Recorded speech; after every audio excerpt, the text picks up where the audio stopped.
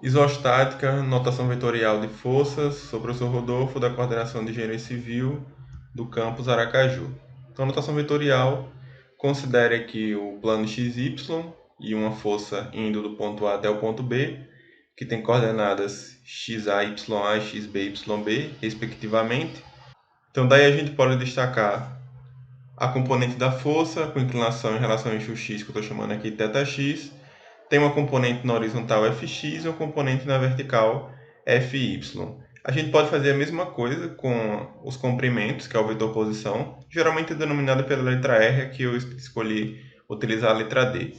Então eu tenho a distância do ponto A até o ponto B, na horizontal eu tenho a distância x, na vertical a distância y, e a mesma coisa também, inclinação em relação ao eixo x, θx. Aqui eu tenho a notação vetorial do vetor força, aqui eu tenho a notação vetorial do vetor posição. Nesse caso aqui, geralmente a gente sabe qual é a intensidade do vetor força, o seu módulo no caso, mas a gente não sabe quem é o Fx e o Fy, que é o que a gente vai encontrar agora. Então, dividindo o vetor força todo ele pelo módulo F, a gente fica aqui com o módulo unitário. Aqui na vertical a gente tem Fy dividido pelo módulo, na horizontal Fx dividido pelo módulo. Fazendo a mesma coisa com o vetor posição, de novo a gente tem aqui o módulo unitário, aqui a gente tem dy sobre d e dx sobre d. Esses triângulos obviamente são iguais, já que tem a mesma inclinação, e o módulo é igual, o módulo unitário, e aí esse vetor a gente chama de vetor unitário. Então eu posso dizer que o vetor unitário é o Fx sobre o F, módulo de F no caso, né? I mais Fy, módulo de Fj, ou ainda o vetor unitário dx sobre d mais dy sobre dj. E analisando aqui o vetor unitário e também o vetor força, a gente pode dizer que o vetor força é igual ao vetor unitário multiplicado pelo vetor força. Daí como é que a gente vai trabalhar? A gente vai começar calculando o vetor posição dxi mais dyj. A distância em x a gente pode dizer que é x de b menos x de a. A distância em y de b menos y de a. E o módulo do vetor posição, raiz quadrada de x ao quadrado mais dy ao quadrado. Encontramos o vetor posição, a gente pode encontrar o vetor unitário, dividido ali o vetor posição pelo seu módulo. Cabe destacar aqui também que eu tenho um ângulo θx formado com eixo x e um ângulo θy formado com eixo y.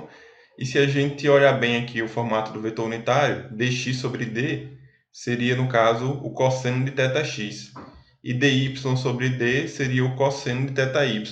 Daí a gente pode escrever o vetor unitário também como sendo cosseno de θxi mais cosseno de θyj.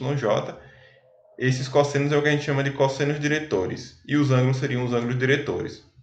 Encontrado o vetor unitário, a gente pode encontrar o vetor força sendo igual ao vetor unitário multiplicado pelo módulo do vetor força.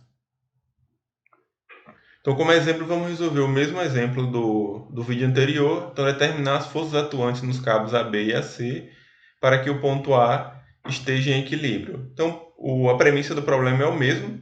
Então, já adiantando aqui para a simplificação que eu fiz da outra vez, aqui eu tenho o vetor força B, vetor força AC, e aqui o peso ficou igual a 635,75 newtons. Como os ângulos já foram dados, né, em relação ao eixo X, é mais fácil para a gente aqui já utilizar os cossenos diretores. Então, vetor unitário cosseno θxi mais cosseno θyj. E aqui vamos completar também os ângulos em relação ao eixo y. Aqui, no caso, ficaria 55 graus e aqui 40 graus. Então, vetor força AB. O vetor unitário cosseno de θx, então cosseno de 130, o ângulo formado aqui com o eixo x, medido no sentido anti-horário, mais cosseno de 40, que seria o ângulo medido em relação ao eixo y. Vetor unitário AB menos 0,643i mais 0,766j. E o vetor força AB seria igual, então, menos 0,643 força AB, o módulo no caso, né? Mais 0,766 força BJ. Fazendo a mesma coisa para a força C, o vetor unitário 0,819i mais 0,574j. E o vetor força C, 0,819 força CI mais 0,574 força CJ.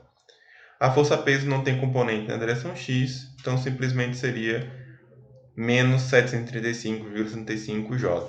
Eu coloquei aqui 0i só para ficar completo, mas desnecessário completamente. Resultante de força na direção x tem que ser igual a zero. Então, na direção x, a gente tem aqui menos 0,643 força B mais 0,819 força C. Aqui não teve nada, então esse mais esse igual a zero. Já vou simplificar aqui o força B, 1,274 força C. E indo aí para a resultante na direção y, somatório de forças em y tem que ser igual a zero. Em y a gente tem 0,766 força B mais 0,574 força C menos 735,75 igual a zero. Substituindo esse valor aqui embaixo, só ficamos agora com força C de incógnita e o força C 474,74 newtons. Substituindo na equação de cima, força B 604,99 newtons. A notação vetorial para o plano não é muito vantajoso, é mais fácil a gente trabalhar como a gente fez no vídeo anterior, mas vai ser muito útil para a gente quando a gente estiver trabalhando com os problemas no espaço, que deve ficar alguma coisa parecida com isso.